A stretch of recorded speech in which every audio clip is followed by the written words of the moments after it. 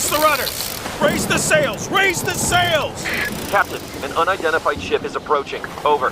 Roger. Wait, is that an enterprise sales solution? Reach sales professionals, not professional sailors.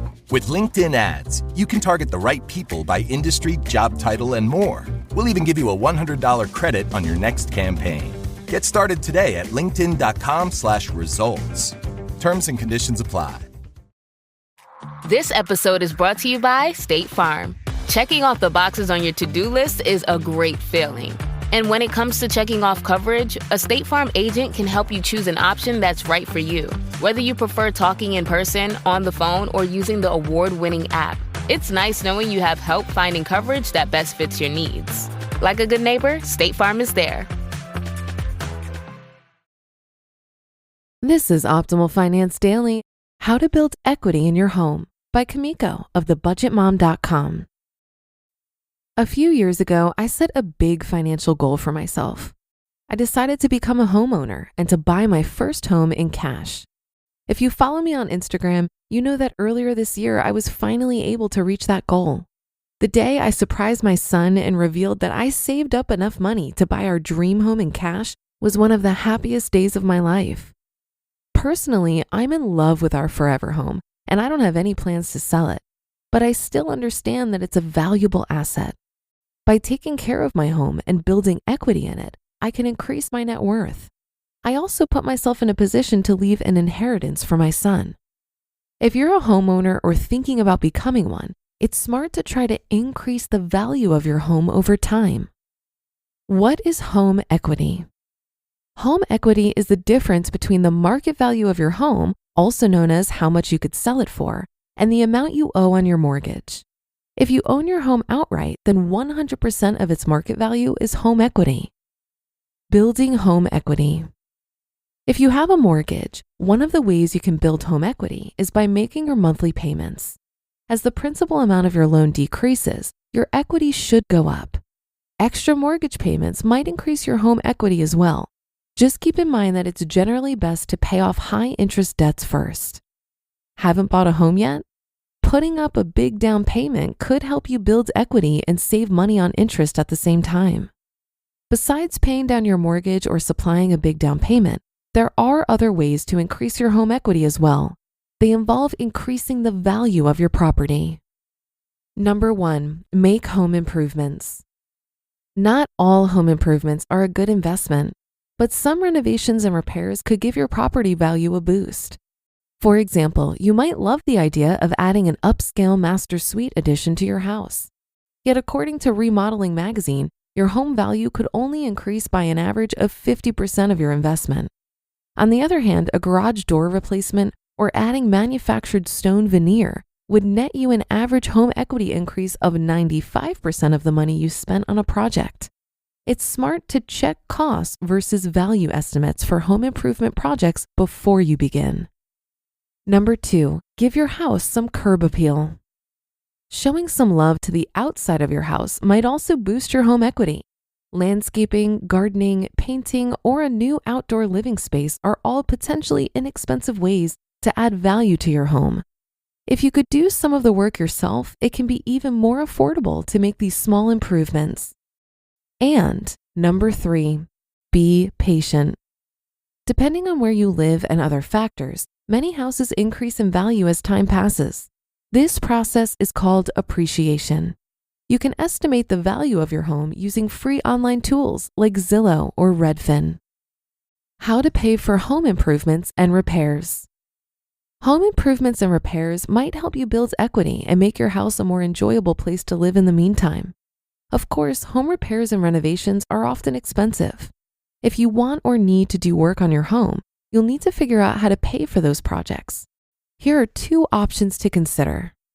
Number 1, use sinking funds to save for renovations. A sinking fund is a way to set aside some money each month to pay for large expenses. As a homeowner, you need a sinking fund or home savings account you can turn to for unplanned house repairs and planned renovations. Personally, I'm saving money to finish the daylight basement on my new house this year. Of course, you'd want to set up a high-interest savings account like Citibank's Savings Builder account. And number 2, consider a home improvement loan.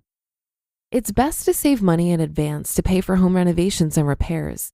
Yet there are times, like when your furnace breaks in the dead of winter, when you might have to make an unexpected repair. If you don't have a house savings fund or an emergency fund to turn to, you may need to borrow the money. It's best to avoid taking on extra debt whenever possible. But if you're in a situation where you feel like borrowing money is your only option, take a little extra time to shop around for the best deal first. A lower interest rate could save you money every month until you can eliminate the debt for good. Before you apply for a loan. Before you apply for any loan, it's wise to check your credit. A lender will review one of your credit reports and scores when you apply for a home improvement loan. Good credit will help you qualify for financing and secure a lower interest rate. If you need a free way to check your credit reports and scores, I like Credit Karma. I also recommend taking a look at your budget and asking yourself some tough questions before you apply for any loan. Do you really need the loan, or can you save first to pay for renovation projects over time? Can you afford another monthly debt payment without straining your budget or hurting your other financial goals? In some situations, a home improvement loan might be the right choice, but don't rush the decision-making process. The last thing you want to do is make a financial decision that you'll regret later. Been there, done that. Bottom line, building equity in your home is smart. If you want to increase your home equity, take the time to incorporate the goal into your budget. You might decide to pay extra money towards your mortgage each month, or maybe you'll create some sinking funds to improve your house over time. You can also research which home improvements will add the most value to your property. Whatever option or options give you the most peace of mind, be sure to make a plan. Take the time to figure out your financial priorities, and you'll be much more likely to reach your goal. You just listened to the post titled, How to Build Equity in Your Home by Kumiko of thebudgetmom.com. This message is brought to you by Apple Card. Does this sound familiar? You're in line at checkout, cart full of items, your toddler is screaming for a treat, and you left your wallet in the car. Or was it at home? No need to panic. With your iPhone in hand, you can tap to pay using Apple Card with Apple Pay. And you'll earn 2% daily cash back when you do. So if your credit card isn't Apple Card, maybe it should be. Subject to credit approval. Apple Card issued by Goldman Sachs Bank USA, Salt Lake City branch. Terms and more at applecard.com. Wouldn't it be great to manage your portfolio on one platform? Well, now you can trade all in one place on Robinhood. That means you can trade individual stocks and ETFs and also buy and sell crypto using seriously powerful and intuitive tools at one of the lowest costs on average without needing to manage multiple apps.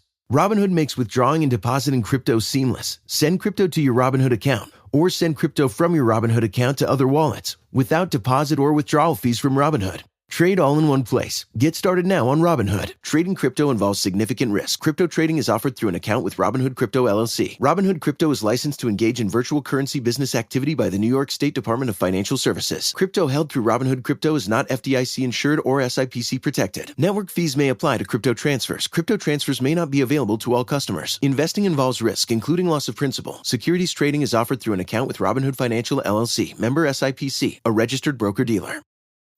Many people prefer to be mortgage-free, buy a house with cash like Kumiko, or increase the equity they have in their home as recommended in this article. It's a great financial goal, especially if you're in the house you plan to retire in. But here's some more food for thought. If the interest rate on your mortgage is less than 5%, you'll likely make a higher return on interest from investments than the money you would save in interest by aggressively paying off your mortgage. I personally have chosen not to pay off my mortgage early for a number of reasons. Firstly, I don't look at my primary residence as an investment, and I don't want my money held up in a tangible asset. I prefer the liquidity of stocks. The argument for peace of mind in being mortgage-free doesn't appeal to me because my mortgage is $600 per month.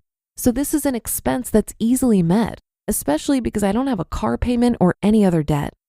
If you have a high monthly mortgage, I can see the peace of mind of not having a mortgage being more attractive. I also don't know how long I'll live in this house, but I do plan to keep it and rent it out after I move on. So why not let the tenants pay the mortgage?